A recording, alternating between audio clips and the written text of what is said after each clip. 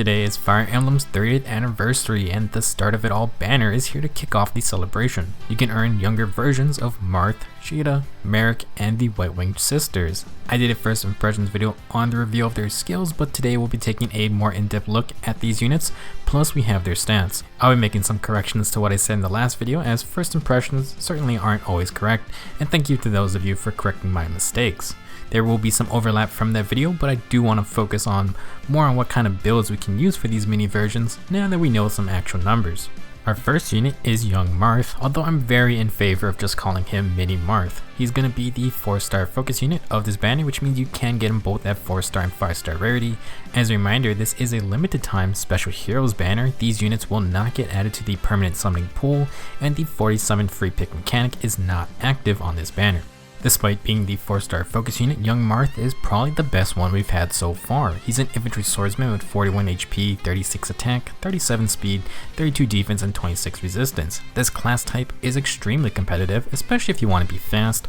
Young Marth won't be the strongest nor the fastest or tankiest, but he is in a decent spot considering his 4-star focus rarity. If you wanted a plus 10 infantry swordsman, this Marth might be the easiest one you can get if you are summoning. In terms of stats, he's sorta similar to Astrum, who is a popular plus 10 heroic grail infantry sword unit. Astrum can eventually be plus 10 over time, and Marth isn't sticking around, so if you are just looking at a fast sword user with good attack, well, you do have options. Marth does have the ability to get a boon though, although his only super boon is for resistance. Not the worst thing ever, but most will probably prefer the extra attack or speed. For old skills, young Marth has choke defense, which inflicts -7 defense on the highest defense enemy. That will be useful for his weapon. Technically, the rapier is not a new weapon, but it's worth covering again. It's effective against both armor and cavalry units, plus grants a flat +3 extra speed to Marth. That means he'll hit 40 speed naturally, which is indeed very nice. The rapier also has built-in Vantage 3, which allows Marth to counterattack first if he's under 75% HP. This weapon is the exact same as Fina's rapier. Now, normally you may want to focus on speed for Marth, and a speed boon would do him just fine. However, the effectiveness bonus damage scales off of attack because it's a 1.5 times attack multiplier. Vantage also works nicely with high attack because if you can Vantage one-shot the enemy, then Marth has a higher chance of staying alive. I definitely think an attack boon isn't a bad choice here, although it does depend on the rest of your build. For his special, young Marth has Hero's Blood, which is the same as his legendary alt Fire Emblem special. It's on a 2 cooldown and boosts damage by 30% off Marth's speed stat. After combat, it also grants a +4 stat boost to Marth and all his allies, which is pretty cool.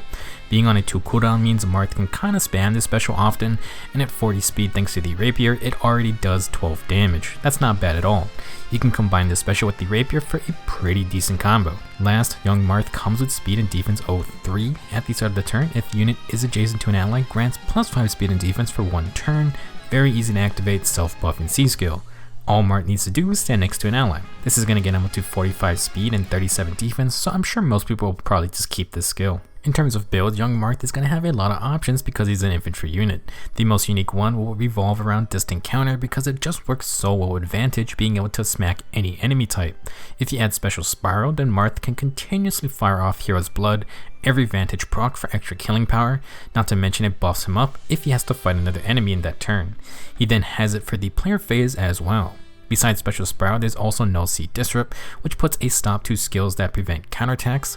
Since that's kinda the rapier's whole shtick, it would be valuable to have against units like Brave Lyn, Brave Veronica, or any Dazzling Staff or Fire Sweep enemy. Lots of annoying cavaliers that can stop counterattacks, so Null Seed Disrupt wouldn't be too bad here. If you aren't going for DC, then you have a couple of simple options like Fierce Stance or Brazen Attack and Defense. Brazens are very nice for Marth since an extra +7 attack works for either phase to one-shot some enemies. Bonus Doubler is good because it can amplify Hero's Blood, buffs once that activates, and you can always just run Attack and Speed solo or Swift Sparrow. For B skills, Wrath would be nice with Vantage for extra damage and could be run with Time's Pulse, but that lacks the consistency of Special Spiral. Chill Defense is fine to keep since ideally if the highest defense enemy is an armor or cavalry unit, Marth gets some help in one-shotting them. If you just want to run chill defense on someone else, then pairing that with low speed and defense or attack and defense would also help in tackling high defense opponents. Not listed here, but you could also just run Close Call or Repel if you're going to rock a speed boon. There is even potential for tankier setups if you go with the Res Super Boon. Lots of options here, although I'm not sure there's an outright best one. If you are going to play the Vantage game, then you must be wary of Hardy Bearing. With the free Altina, I'm sure many players are wising up to her Vantage shenanigans. You probably have to take out the Hardy Bearing user early, or Marth is going to be in trouble. As a 4-star focus unit, I would say Mini Marth is pretty good. I don't see him taking over the game, but he can run some fun builds and has a great 2 cooldown special. Next up we have young Caeda, who has stirred up a bunch of discussion. She is a sword flyer, so she is sharing the red group with Marth. For those going for a plus 10 merge, I wish you luck. We now have Caeda's stats, which are an important factor for her, and she does play similarly to Marth. She has 36 HP, 33 attack, 42 speed, 25 defense, and 30 resistance. Not the most bulky unit, Caeda definitely cannot afford to take many hits. Her 42 base speed is very impressive, tying for highest in the game, and of course she has a speed super boon. However, speed might not be the be all end all for Caeda. With 33 base attack, her offensive power isn't bad, but her attack set is going to play a big role for her. For ult skills, Caeda has Moonbow, which is totally fine for any unit. Her A skill is Distant Counter, which is very surprising, but does make her prime fodder. She also has Joint Hold Attack, which grants plus 5 attack to the user and any adjacent allies, and that is another really good skill. So Caeda's Feather Sword is very similar to Marth's Rapier. It does grant a flat plus 3 attack, which brings her up to 52 attack total, and that's the same as Marth. This is good because Feather Sword is effective against a ludicrous 5 different things. It grants bonus damage against swords, lances, axes, colorless bows, and armored foes. That's not all though, because this weapon also has permanent advantage against those 5 things. If any of those enemy types attack first, even at full HP, Caeda gets to counter first instead. On top of all of this, Feather Sword also just has built-in regular Vantage 3, same as the Rapier. Kind of a ridiculous weapon at first glance, but there are some things to consider. First off, I totally missed it, but this sword does not affect colored archers. This is bad for Caeda because Legendary Lucina and Legendary Chrom are both blue archers and are 2 extremely strong units for PvP thanks to their movement shenanigans. These guys will literally shoot Caeda out of the sky very easily. While she can one-shot Vantage units like Legendary Alm or Leaf, as we just discussed, Hardy Bearing exists and negates Vantage. There is also Brave Lyn, who stops this encounter entirely, and Caeda, being a flyer, cannot run Null Sea Disrupt. I still think this weapon is pretty ridiculous, but there are some very common threats that Caeda can't cheese with her Vantage. Now Caeda does get a unique B skill to help her out. Belief in Love inflicts -5 attack and defense on the foe during combat if they are at full HP or if they are initiating combat. That -5 defense is very good for Caeda to help one-shot more enemies with her Vantage. The -5 attack also is nice since with only 36 HP and 25 defense, she is in danger of getting killed in one hit herself. This skill can be used on the player phase to take out a full health target, and since it's always active on the enemy phase, you can run out of combat damage skills like Savage Blow. Now for builds and playstyles, Caeda is in an odd situation. Her whole kit is centered around Vantage and effectiveness damage, just like Marth. Caeda does come with some very good side skills such as Distant Counter to actually fight against colorless bows, and even mages if need be. Belief in Love and Joint Hold Attack add a ton of extra damage for Caeda, and you could throw in Fierce Stance if you're gonna go all in on the Vantage strategy. Just like Marth, Caeda would love chill defense to help take down the tankiest enemy. There isn't anything wrong with this type of build, but if Caeda cannot one-shot her opponent, things get real bad. She can't run Special Sparrow for consistent extra special damage, and she can't run Null Sea Disrupt like Marth. Her low health and defense also don't really allow her to take many counterattacks. Like, I think Caeda could have an awesome player phase, but it basically needs Desperation or she's gonna die to the enemy counterattack. If you think about it, with Desperation and some Brazens, Caeda still gets her crazy 1.5 times attack multiplier versus swords, lances, axes, and armor units. That's not something you see at all. Plus, I feel like her ridiculous 42 base speed goes to waste if you only play around Vantage. I think it's a nice tool for being able to defend yourself in sticky situations, but her player phase then becomes down to only one-shots, otherwise any counterattacks are going to kill her. I do not like not using a unit's unique weapon or skill, but it feels like Belief in Love isn't necessary to keep here. If you want the nasty one-shot potential, then go ahead and keep it, but I think Caeda can do more than just enemy phase cheese with Vantage. Next we got young Merric, who I also just want to call Mini Merric. The alliteration is too strong. This Merric is just a tad bit more impressive than his normal self. He's an infantry green mage with 41 HP, 34 attack, 41 speed, 21 defense, and 25 resistance. 41 HP is actually somewhat high for a mage, but it's balanced out with low defense and res, so Merric would prefer to not get hit anyway. His 41 base speed is tied for first for any mage, and second highest in the entire game. Very impressive, and 34 attack ain't too bad either. With a speed super boon, I would definitely not sleep on this guy. For old skills, Merric has an odd combination of Swift Sparrow 3 and Wind Sweep. He also has Distant Guard, which is purely to help out his teammates. Swift Sparrow and Wind Sweep is usually counterproductive, but it will make sense once you see his weapon. Winds of Change is a 14-might tome that accelerates specials and is effective against flying foes. Pretty nice combo, and the flyer effectiveness will for sure catch someone off guard. Now at the start of combat, if Merric has a field buff on him, or if he has more than 50% HP, then he gains 2 effects. First, he gets +5 attack and speed, very nice and simple. Second, he gets no follow-up 3, where he neutralizes any effect that guarantees the enemy's follow-up attack, as well as any effects that prevent Merric's own follow-ups. We just saw this weapon last month on Spring Fur, plus it also is similar to Bada's Creator's Sword. I made a whole video if you want more details, but essentially no follow-up disables Wind Sweep and Water Sweep's follow-up prevention penalty. That means Merric can prevent counterattacks from physical damage foes and still double them. Considering he has 41 base speed, Swift Sparrow 3, and gets another +5 speed from Winds of Change, I don't think outspeeding enemies should be that hard. Do not underestimate this guy. You can't just throw your usual distant counter tank at him. Much like Byleth and Spring Fur, mini Merric can mess you up by completely stopping counterattacks. Things do get better for Merric though. He has a unique special called Righteous Wind. It's a 2 cooldown special that boosts damage by 30% of his speed stat, and after activating it restores 10 HP to Merric and all his allies. If it procs twice during combat, you can't get double the healing. Now, this is a nasty special. Merric easily hits over 50 speed with Swift Sparrow, so that's at least 15 damage. Righteous Wind is also on a 1-turn cooldown now because of Winds of Change. That means 2 attacks proc this special, and Merric doesn't need to take a hit from the enemy, which is perfect since he can negate counterattacks. The 10 HP heal is nice if Merric has to fight a non-physical damage foe, since he can heal back up over 50% HP. Obviously, this does mean he may screw up any units who use low HP dependent skills. Not gonna be great with a desperation teammate. For builds and playstyle, I don't think you need to change too much. Mini Merric will be pretty unique since he can shred through flyers and brings the no follow-up plus wind or water sweep build on a ranged unit. Normally, I would love to suggest something like Special Spiral or Flashing Blade, but with Righteous Wind on a 1 cooldown, you don't need those type of skills. One weird thing is to give him Time's Pulse, and that would get Righteous Wind fully charged. Now, I would only do this if you really want to use Righteous Wind for its healing aspects every turn. I mean, if Merric is proccing it every player phase, that's 10 HP every turn, and it could be 20 if you dance him. Normally, he should proc it on his second attack, so I don't think it's necessary, but it's an option since his C skill is open. For Sacred Seal, since Merric is ridiculously fast anyway, I think you can just get away with Death Blow instead of Swift Sparrow. Of course, that's an easy swap if you do need more speed. Merric can also run the double wave buffs to always buff himself, since that will activate his weapon even if he does fall under half HP. Again, not necessary, just throwing ideas out there. If you want to run Desperation, that could work, but again, Winds of Change only works with a field buff if Merric's HP is too low.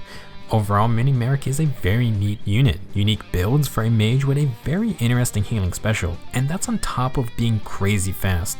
If you run into Merric, you can stop his sweet builds with Nelsie Disrupt, otherwise you better reach him first.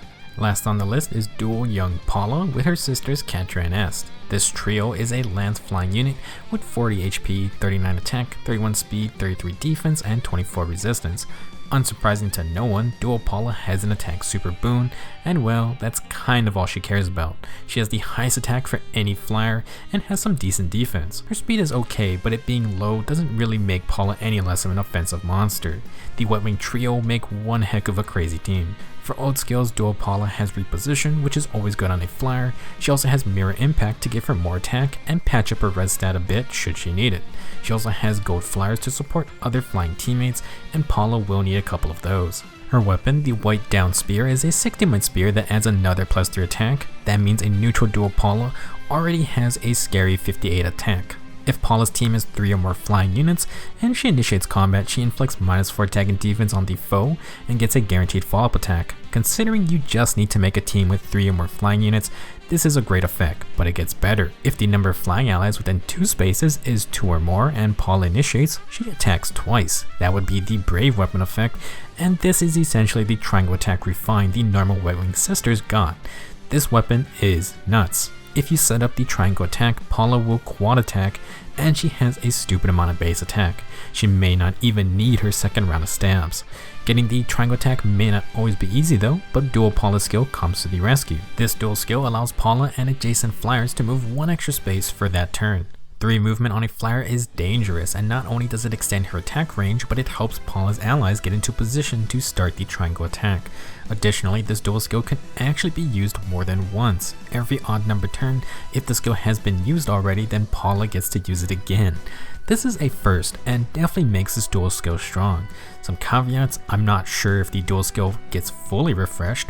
You may only get to use it 2 or more times if it's an odd turn. If it's a full refresh, then you could save it for the next even turn instead. Speaking of even turns, I assume if you use it for the first time on an even turn, then you can just use it again on the next turn since that one's going to be odd. This skill is going to be really nice for Fire Emblem teams, and I'm sure combining it with Gale Force users or Legendary Azura will just make up mobility tactics ridiculous. For Palla's new B skill, it is Chill Attack and Speed 2. At the start of the turn, inflict -5 attack and speed on the enemy with the highest attack plus speed total. Another dual chill debuff. This one targets those high speed sweepers or units with a crazy amount of attack. Definitely an annoying skill. It doesn't do too much for Palla outside of the attack debuffs, but it's still fine to keep. In terms of playstyle, dual Palla should feel similar to using any of the regular Whitewings with their refines.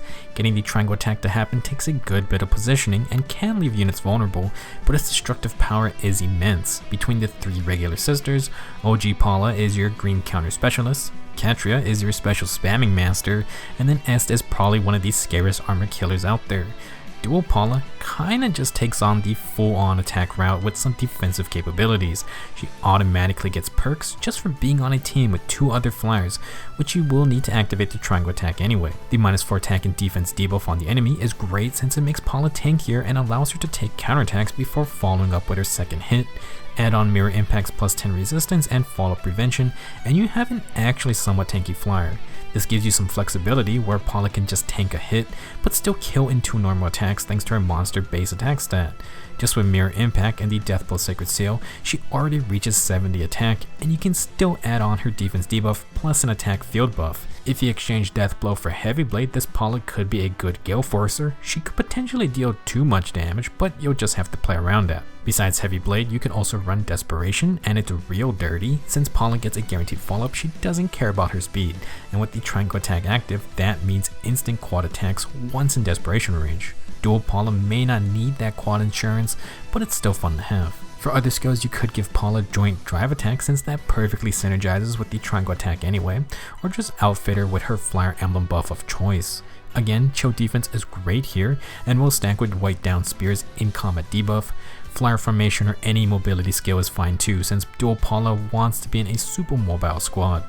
Overall, another impressive unit. This Dual Palla must be in a mainly flyer team, so she can't be used with everyone. But if you already used the Whitewings before, then that shouldn't be too much of an issue. Her enemy phase is definitely a bit lacking, as is with most flyers, but her player phase potential is very high. White Down Spear plus Mirror Impact plus 3 movement kinda make her a blue to barn, and it's one strong combo.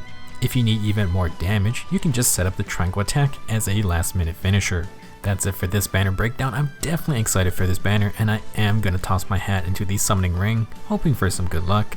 While I would like a Marth or Caeda to experiment, I kinda have my eyes on Merric and the Whitewings. Also, red has just been awful to me in terms of pity breakers, and I'm not sure I'm ready to dive in for more punishment just yet. As a reminder, this banner is here for a whole month, plus we have Golden Week coming in May. That should mean more orbs hopefully. Speaking of orbs, we have a Tempest Trials coming too, and the reward unit is Mini Minerva or Mini Nerva, which I'm totally gonna stick with. We got a peek at her kit and stats, and while she's not a must-have game-breaking unit, I think most people will agree that she is one dang good free unit. At the very least, one that offers something new, and there are also some fantastic Sacred Seals. You're not gonna wanna miss this one. Thanks for watching, good luck on your summons, and I'll see you guys in the next video.